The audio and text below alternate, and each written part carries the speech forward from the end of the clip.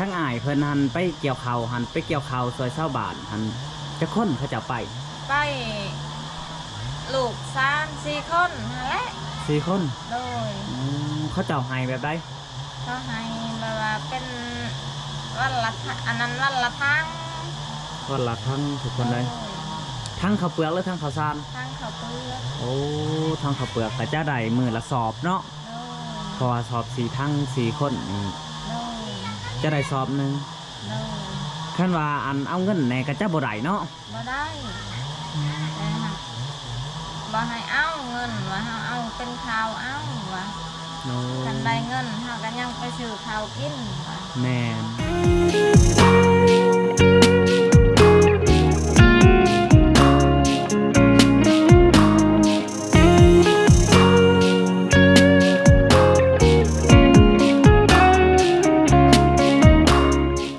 สวัสดีและสบายดีบอกว่า FC ฟังไทยและฟังลาว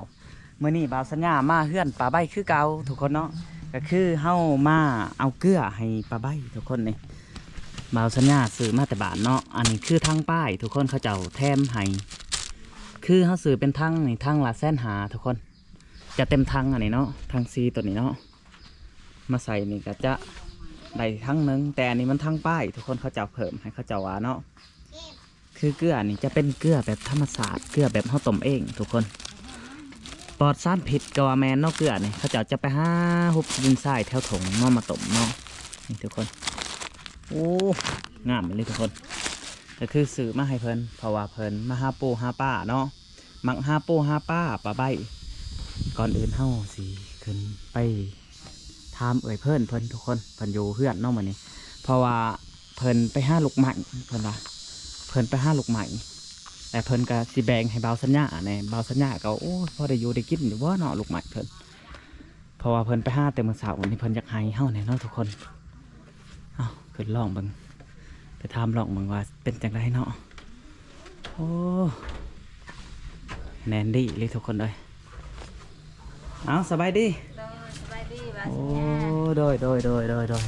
มาแต่ไสเด้นี่ฮะมาแต่หาหน่อไม้มาแต่หาลูกใหม่โดยหาลูกใหม่อยู่ไสอยู่ทงพุ่นแหละอยู่ทงโดยได้ไล่เติบบ่ได้พอได้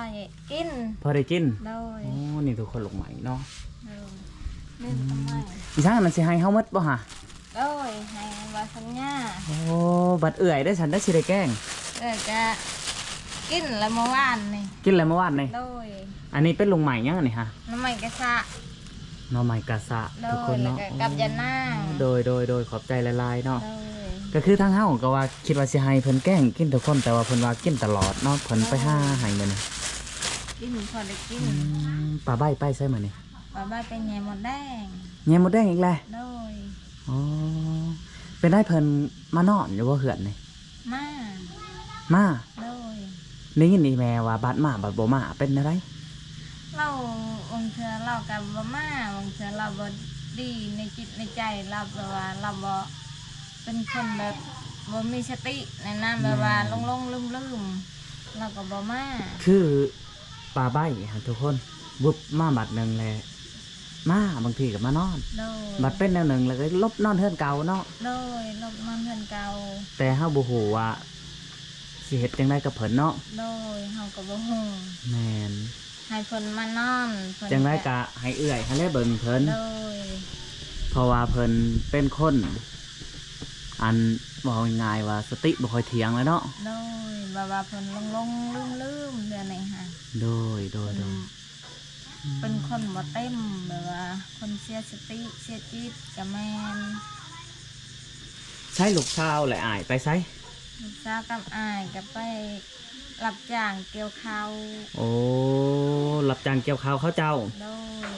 นี่แหละทุกคนเนาะก็คือเฮาบอกเอื้อยเพิ่นนั่นแหละก็คืออันที่เรือกะ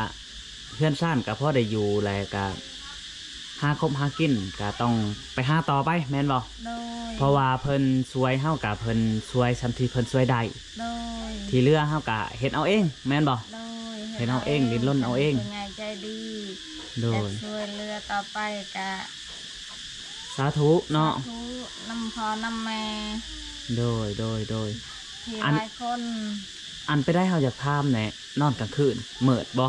มืดบ่มีไผ บ่มีไฟเลย โดยบ่มีไผเลย โอ้ทุกคนเนาะก็คืออันทั้งเอื่อยเพิ่นนี่บ่มีไฟเนาะเพื่อนใหม่นี่ โดย อันไปได้คือบ่ข้อต่อน้ำเพิ่นบ่ได้บ่ ต่อบ่ได้แล้วบ่มีเงินสิเสียค่าไฟซะเพิ่น อ๋อ แล้วเฮาก็เลยบ่ได้ต่อว่าเฮาเฮ็ดอยู่เฮ็ดกินแต่เว้นแล้วก็บัดของกินของข้าวสุกแล้วก็มากินแต่เว้นเพราะว่ามันบ่เห็นหุง อ๋อโดยคันไหนโซลาร์เซลล์นี่น่าจะดีเนาะ โดย เท่าไรเสียค่าไฟแต่ละเถือเนาะเขาจะเอาไปว่าคันว่าเฮาใส่นี่คันว่า จักว่าเฮายังบ่ฮู้มันเพิ่น อืม เฮาก็บ่ฮู้ แต่ว่าทุกคนเอ้ยคันว่าเฮาใส่ไผ่น้ำเพิ่นเนาะ โดย เฮาก็ต้องได้ซื้อใส่พื้นใส่ไผ่อีกก็หมดหลายแสนเติบแม่นบ่ โดย หมดหลายแสนเติบ ลายเส้นเติบแล้วก็เฮากับบ่มีแน่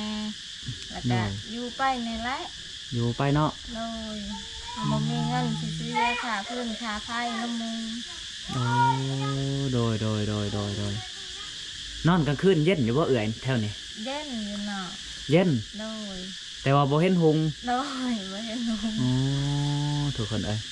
ก็คือทางเฮากับได้ซวยเพิ่นแต่เท่านี้ทุกคนเนาะได้เป็นสะพานบุญให้เอื่อยเพิ่นกะขั้นผู้ใดอยากซวยต่อเนาะทุกคนกะทางบ่าวสัญญาก็ยินดีเนาะเพราะว่าพื้นไผ่เพิ่นนี่ก็โอ้ยบ่มีเนาะ ทุกคน ก็คือคันว่าพ่อแม่อยากทำบุญทำทานเนาะก็ถือว่า อยากข่าวไผ่ให้เพิ่นก็ติดต่อมาหาบ่าวสัญญาได้ทุกคนโซลาร์โซลาร์เซลล์ก็น่าจะดีได้พี่น้องเลยอ๋อกินขึ้นมืดเลยเนาะ มาเลย มีอยู่บ่หัวโคม เพราะโคมขาด หัวโคมขาดแหละ โดย อ๋อ มันไต่บ่ได้แล้วก็ปะหนึงคุณละ โอ้โดย กินข้าวก็กินแต่เว้นแต่เวียงแล้วก็มานอนขึ้นนอนนี่ คือนอนเนาะ โดยแบบว่าเฮาบ่เห็นหุงกันว่าสิกินคำกินหมดคือมึง อ๋อจะเฮ็ดกินแต่เว้นเนาะ โดย เฮ็ดกินแต่เว้นแหละขึ้นไปหานอนทุกคน โดย ไปได้ผักหญ้าขาหุ่นงามเนาะเดี๋ยวนี้เนาะ โดย โอ้ ยังทันได้เอาฝุ่นใช้ ทางป่าเพิ่นหรือว่าเอ้ยเพิ่นดีใจแห้งเลยทุกคนเนาะ โดย แต่เฮามาเห็นพักในสวนเพิ่นก็โอ้เมื่อวานนี่เคี่ยวกลุ่มอยู่ว่ะ โดย อันยังอยากได้อยู่บ่ในพักนี่ อยากได้ ในพักยังแหละ ให้ผักกาด โอ้ผักกาดมันสิเป็นบ่หย่ำนี่ เป็น เป็นเนาะ โดย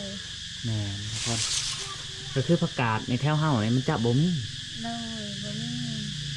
นอกจากลงเมืองส้นอย่างเดียว โดย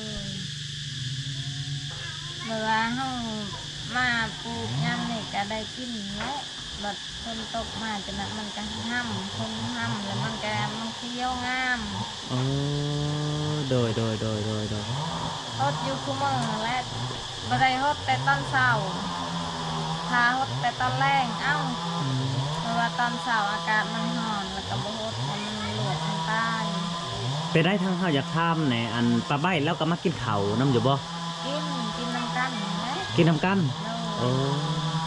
คือคำมาแล้วเจ้าจะเฮ็ดกิน โดยเฮ็ดกิน เฮ็ดกินแหละกินน้ำกันไปเว้น โดยกันแต่เว้นแต่ก็คันจะกินคำกินมื้อมันก็บ่มีไข่คือเขาหาลิ้นโดย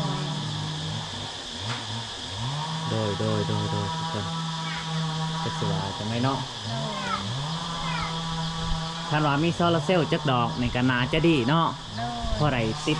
ดนี่ก็ได้เนาะทุกคนนิ่งไปสั่นเนาะมันจะหุงมันเลย โดย ทั้งลูกกะงมไปเลยเนาะ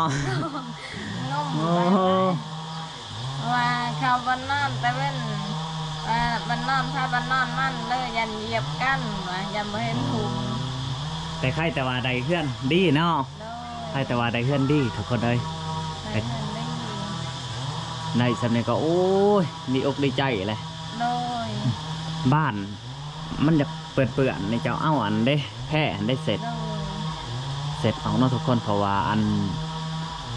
มันเปื่อนแบบว่าอยู่แต่เข้าแหละ โดย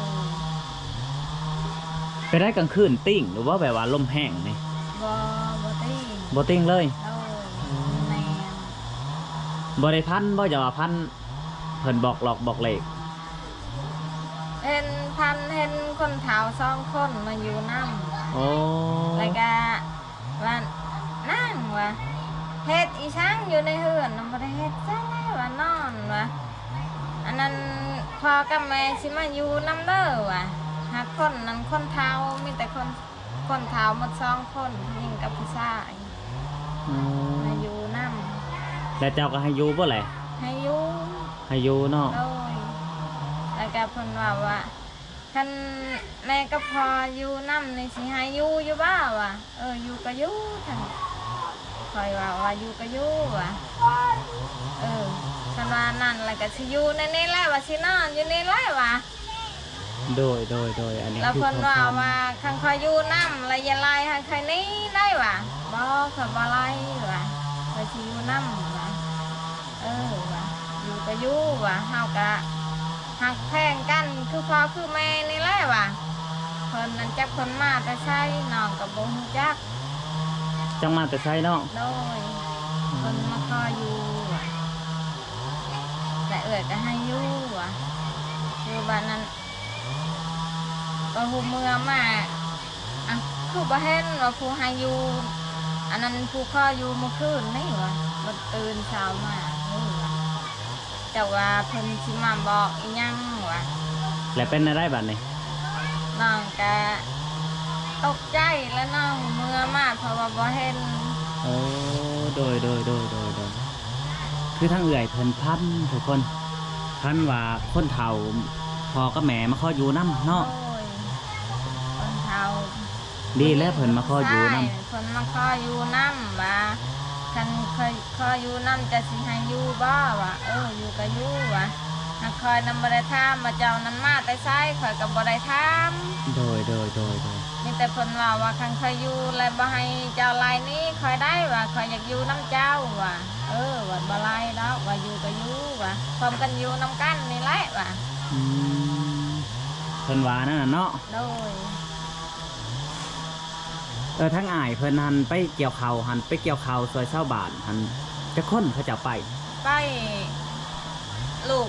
3-4 คนนั่นแหละ 4 คน โดย เขาเจ้าให้แบบใด ก็ให้แบบว่าเป็นวันละอันนั้นวันละทั้ง วันละทั้งทุกคนเลยทั้งข้าวเปลือกหรือทั้งข้าวสาร ทั้งข้าวเปลือก โอ้ทั้งข้าวเปลือกก็จะได้มื้อละสอบเนาะ โดย เพราะว่าสอบ4ทั้ง4คนนี่ โดย จะได้สอบหนึง โดย คันว่าอันเอาเงินแหน่ก็จะบ่ได้เนาะ บ่ได้แต่หากบ่ให้เอาเงินว่าเฮาเอาเป็นข้าวเอาว่า โอ้ คันได้เงินเฮาก็ยังไปซื้อข้าวกินว่า แม่นก็คือทั้งเอื่อยเพิ่นก็คิดถูกเนาะทุกคนเนาะก็คืออันไปหาเงินมากอะต้องได้ซื้อเขาวคือเก่าเนาะ โดยยังได้ซื้อข้าวไปจ้างวันละครั้งไป4 คน เป็นได้ปีใหม่วางได้นี่ไปลินทางใด บ่ได้ไป ได้ยินข่าวว่าข้ออ้ายเพิ่นไปหาลินในบ้านแม่นบ่ เลยแล้วคนว่าให้ไปแล้วก็อยู่ อยู่เนาะ เลยคนว่าสิไปเห็นยังวะลูกก็ใหญ่เต็มมาเต็มเช้าแล้วก็อายชาวบ้านเขาแล้วก็บ่ได้ไป บ่ได้ไปเนาะ เลย อ๋อคิดว่าไปหาลินเนาะ เลยคนว่าให้ไปลูกก็ไปหมดทุกคนและอายลูกเขา แม่นก็คือมื้อนี้พี่น้องเอ้ยอันบ่าวสัญญาก็ได้โทรไปหาเพิ่นเนาะเพิ่นไปหาลูกใหม่เพิ่นหาไว้ให้บ่าวสัญญาโดยเฉพาะเนาะ แต่ว่าอันมื้อนี้เฮาได้มาเยี่ยมย่ำเพิ่นก็ว่าแม่นแล้วก็เอาเกลือมาส่งปลาใบ เลย ให้เพิ่นเอาไว้เพราะว่าเกลือสอบหนึงฮะเพื่อสิกินหมดเนาะคันว่าบ่มีแนวเฮ็ดก็ เป็น โดนเติบ และ แม่น มีแต่ใส่อยู่ใส่กิน เขาเจ้าขายเป็นทางละ150,000บ่สัญญาซื้อ150,000แล้วก็เขาเจ้าเพิ่มอีกเด้ทางป้าย เลย ก็เพิ่นว่าให้เขาเจ้าเลยเพราะว่าเขาเจ้าบ่มีเกลือกิน เลยก็ขอบมุกขอบใจน้ำเพิ่นละลาย โดยเพราะว่าเพิ่นแถมเพิ่นว่าเนาะ เลย บรรยากาศแดดแห้งอีหลีเนาะเอ้ยเนาะ เลยแดดให้ อยู่กลางเว้นในขั้นอยู่ทางในนี่จะอ่างทุกคนแต่ว่าอยู่ทางนอกนี่จะเย็นแหน่จังน้อยเนาะ โ เวลาอยู่ทางในเฮาก็เปิดลูกปังเอี่ยมบ้านไงบ้านน้อยเฮาก็เปิดมันหมด โอ้ แล้วลมมันมามันก็เข้ามันก็เย็นคือกัน เย็นคือกันเนาะ โดยกลางคืนก็คือกันเปิดปังเอี่ยมไม่ยันให้ลมมันเข้า โดยแมนทุกคนกลางคืนก็จะเปิดเพิ่นว่าเพราะว่าให้ลมมันเข้าคันว่าบ่เปิดมันจะเอาเนาะเอ้ย โด เนาะ ยมันเอามันหอด มันเอามันหอน โดย แต่ว่าทั้งเอาทั้งหอนยังบ่พอทุกคนก็แถมบ่มีไผอีก โดยพอมีไพ่นอนกลางคืนกับบันไดใช้ได้ยันเหยียบกัน โอ้ ข้าวบนนอนแหละก็ คันคือน้องนี่น้องสินอนอยู่น้องได้มันเย็นเลย โดย มันเย็นดี เพราะว่าเพิ่นปูสาดนี่นาจะนอนในหนองเนาะทุกคนเนาะ โดย ไปได้เขามาให้มื้อนั้นยังลายอยู่บ่ ยังอยู่ ยังอยู่เนาะ โดย เขากินก็ยังอยู่ทุกคน แต่จังได้ก็ให้เอื้อยเพิ่นสู้ๆไป โดยสู้ๆเพื่อเฮาหาเสากินคำเฮากระบื้นไปนี่แหละเพื่อเฮาจะได้อยู่ได้กิน แม่ พ่อน แม่ช่วยเหลือแต่เมืองนอกเมืองหน้าเฮากะ ได้สำนึกก็ดีอกดีใจ ดี เนาะ ใจโดยเพิ่นเคยทำเน็กก็ดีอกดีใจเฮามีเงินซานวันซองอยู่